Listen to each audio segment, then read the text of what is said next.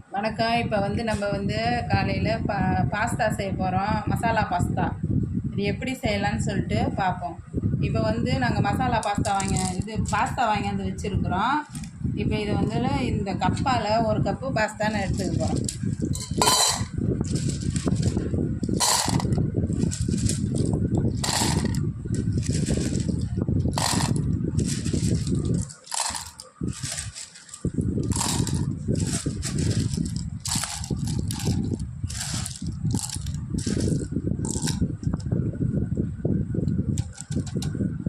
இந்த கப்பால் ஒரு கப்பு பாஸ்தா எடுத்துக்கிறோங்களா. இப்போ இதை வந்து நல்லா கொதிக்கிற தண்ணியில் இதை போட்டு நல்லா வேக வச்சு எடுத்துக்கணும். ரொம்ப வேக வைக்கக்கூடாது. ஒரு 7 நிமிஷம் வந்தால் போதும். இது இப்போ பாருங்கள், தண்ணி நல்லா இதுமாரி கொதிக்குது. இந்த மாதிரி கொதிக்கும்போது நம்ம என்ன செய்யணுன்னாக்கா, கொஞ்சமாக ஒரு சொட்டு எண்ணெய் விட்டுக்கணும். ஏன்னா பாஸ்தா ஒன்று மேலே ஒன்று ஒட்டாமல் இருக்கும். அப்போ தான் இப்போ இந்த ஸ்டேஜில் நம்ம இந்த ஒரு கப்பு எடுத்து வச்ச பாருங்க பாஸ்தா, இதே இதில்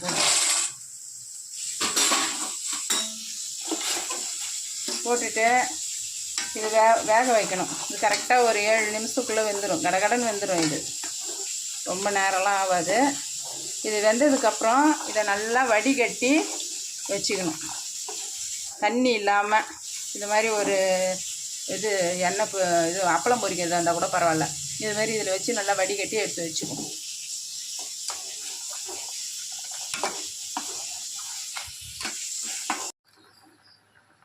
இப்போ பாருங்கள், இந்த மாதிரி ஸ்டேஜில் எடுத்துடணும். ரொம்ப குழைய விடக்கூடாது. இந்த மாதிரி ஸ்டேஜில் எடுத்து நல்லா வடிகட்டிக்கணும்.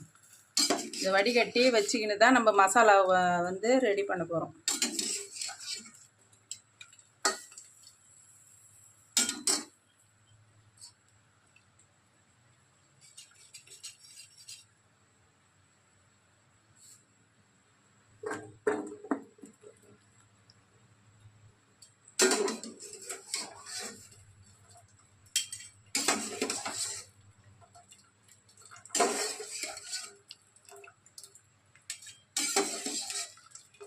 ரொம்பவும் குழைய எடுத்துட்டோம்னா நம்ம கிளறக்குள்ளே அப்படியே குழன்னு ஆகிடும். அதனால் நம்ம இந்த மாதிரி கொஞ்சம் நல்லா கொஞ்சம் இப்படி நெட்டாக இருக்கும்போதே எடுத்துக்கணும்.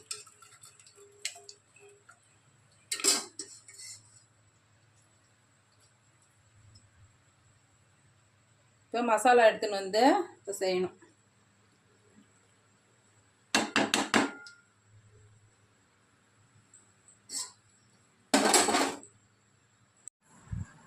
இப்போ பாருங்கள், வெங்காயத்தை வந்து நல்லா இந்த மாதிரி பொடியாக அரிஞ்சு வச்சுக்கணும். அப்போ தான் நல்லா வதங்கும். அதுக்காக பொடியாக அரிஞ்சு வச்சுக்கோங்க. பச்சை மிளகாயும் இதே போல் பொடியாக அரிஞ்சு வச்சுக்கோங்க. தக்காளியும் பொடியாக அரிஞ்சுக்கோங்க. கொத்தமல்லியை நல்லா வாஷ் பண்ணி கிள்ளி வச்சுக்கோங்க. இப்போ அடுத்தது என்ன பண்ணணும், ஒரு பட்டை, ஒரு 5 கிராம்பு, ஒரு துண்டை 3 ஆக்கிட்டேன்.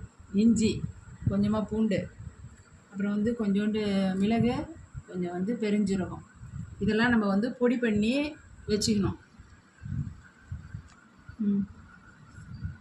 இப்போ இதெல்லாம் வந்து பொடி பண்ணி வச்சுக்கணும். நம்ம பொடி பண்ணி வச்சுக்கிட்டு நம்ம வந்து வெறும் மிளகாத்தூள் தான் போட போகிறேன். நான் கரம் மசாலா தூள் போடல. அதுக்கு பதில் தான் இதெல்லாம் நான் செஞ்சுன்னு இருக்கிறேன்.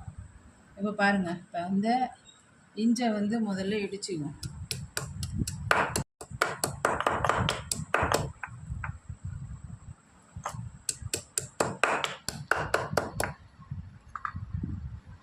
பூண்டையும் இடிச்சுக்குவோம்.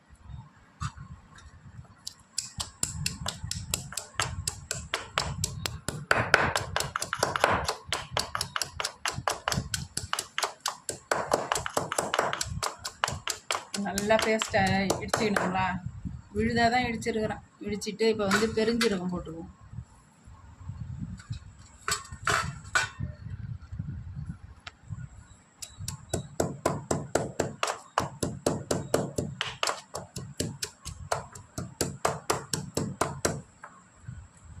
பட்டையை போட்டு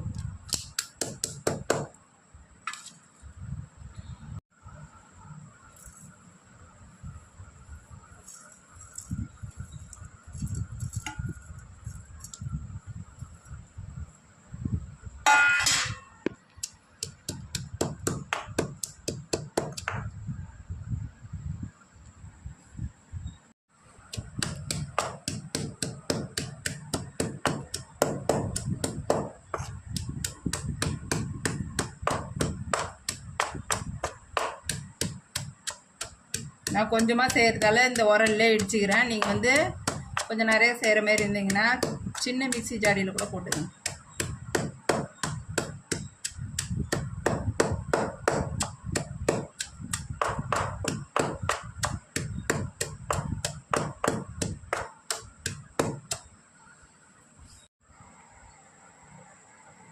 இப்போ பாருங்கள், நல்லா இடித்து வச்சாச்சு. இதை போட வேண்டியது தான். இப்போ எப்படி மசாலா பாஸ்தா செய்யலான்னு பார்ப்போம் வாங்க. இப்போ கொஞ்சமாக எண்ணெய் ஊற்றிக்குவோம். எண்ணெய் காயிட்டோன்னு சொல்லிவிட்டு கொஞ்சமாக பட்டை, ஒரு கிராம்பு, கொஞ்சம் பெருஞ்சீரகம் போட்டு காய்ச்சிக்குவோம்.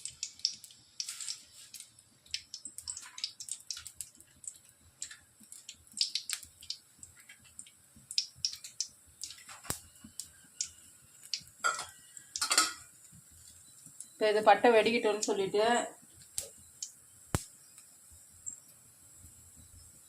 இங்கே நுணுக்கி வச்சுக்கிறோம் பாருங்க மசாலா, இதையும் போட்டுக்குவோம்.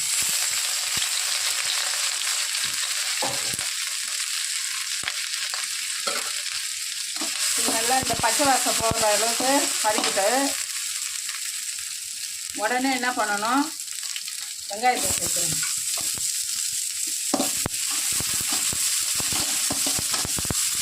வெங்காயம் நல்லா வதங்கணும்னு வச்சுக்கோங்களேன். டக்குனு நம்ம உப்பையும் சேர்த்துக்கணும்.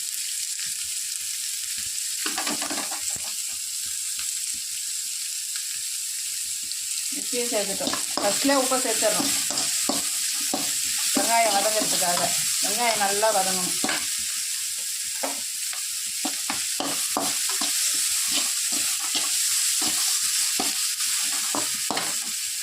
இப்போ கொஞ்சமாக மஞ்சள் தூள் சேர்த்துக்கேன். கொஞ்சமாக மிளகாத்தூளும் சேர்த்துக்கேன்.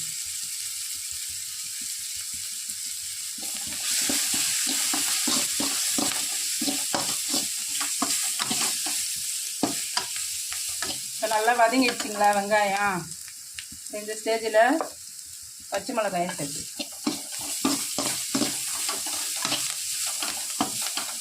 பச்சை மிளகா வதங்கிச்சிங்களா. இப்போ தக்காளியை சேர்த்து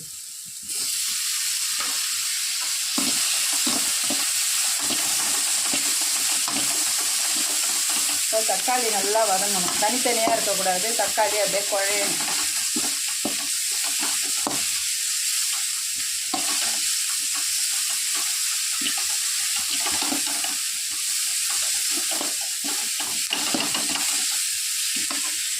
எண்ணெய் இன்னும் கொஞ்சம் சேர்த்து பெப்பர் தூள்லாம் இதிலே ஃபஸ்ட்டே போட்டுட்டோம். நம்ம வந்து மிளகை வந்து மசாலா இடிக்கும் போதே மிளகு போட்டுட்டேன் நான். அதனால் மிளகு இப்போ போட வேணாம். மசாலா இடிக்கும் பாருங்கள், இஞ்சி, பூண்டு, பெருஞ்சீரகம், பட்டை, கிராம்பு, அதை கூட நான் மிளகையும் இடிச்சிட்டேன். அதனால் நான் இப்போ வந்து மிளகுத்தூள் போடலை. இந்த அளவுக்கு நல்லா வதங்கிடுச்சிங்களா. இப்போ என்ன செய்யணும், இந்த ஸ்டேஜில் என்ன பண்ணணும், இந்த புழிஞ்சு வச்சுக்கிறோம் பாருங்க நல்லா, இந்த பாஸ்தாவை இதில் சேர்த்துட வேண்டியது தான். இந்த மாதிரி எப்படி இருக்குது பாருங்க, பழப்பழன்னு இந்த மாதிரி பழப்பழன்னு ஆக்கி போடணும்.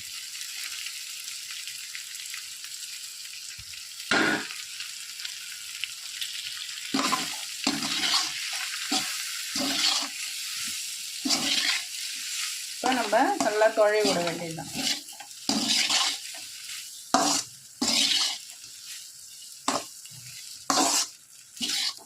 இதுமாரி நம்ம பாஸ்தா செய்யக்குள்ள இப்படி உதிரி உதிரியாக இருந்தாக்கா நல்லாயிருக்கும். நம்ம வேக வைக்கக்குள்ள ரொம்ப வேக வச்சிட்டோம்னா குழஞ்சிடும். இந்த மாதிரி பார்த்து கிட்ட இருந்து செய்யணும்.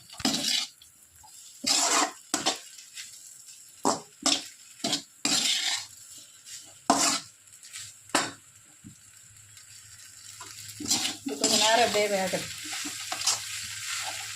அப்போதான் இந்த மசாலாலாம் இது உள்ள நல்லா சாந்துலாம் ஏறும். அதுக்காக நம்ம கொஞ்சம் நேரம் இதை அப்படியே தொழி விட்டுங்க.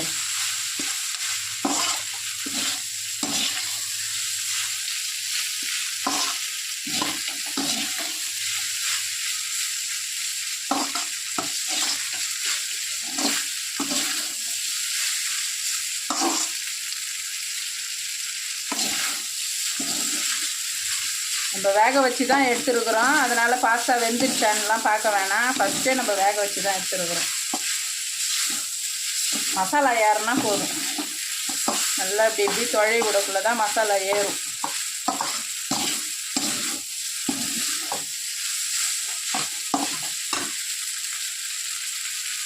இந்த மாதிரி நல்லா தண்ணிலாம் நல்லா தண்ணிலாம் வச்சு பாருங்கள். இந்த ஸ்டேஜில் இப்போ நம்ம என்ன செய்யணும், கொத்தமல்லி தழையை சேர்த்துடுவோம்.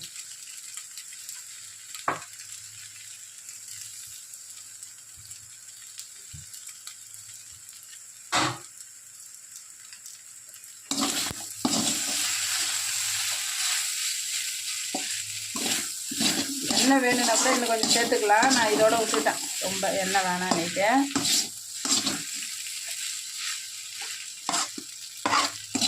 இது மாதிரி செஞ்சு பசங்களுக்கு கொடுத்தாக்கா பசங்க நல்லா சாப்பிடுவாங்க விரும்பி. இது மாதிரி ஸ்கூலுக்கு கூட கொடுத்தனுச்சா வைக்காமல் சாப்பிடுவாங்க. இது மாதிரி செய்யுங்க, சாப்பிடுங்க. நன்றி, வணக்கம். இப்போ பாருங்கள், சுவையான பாஸ்தா, மசாலா பாஸ்தா தயாராகிடுச்சு.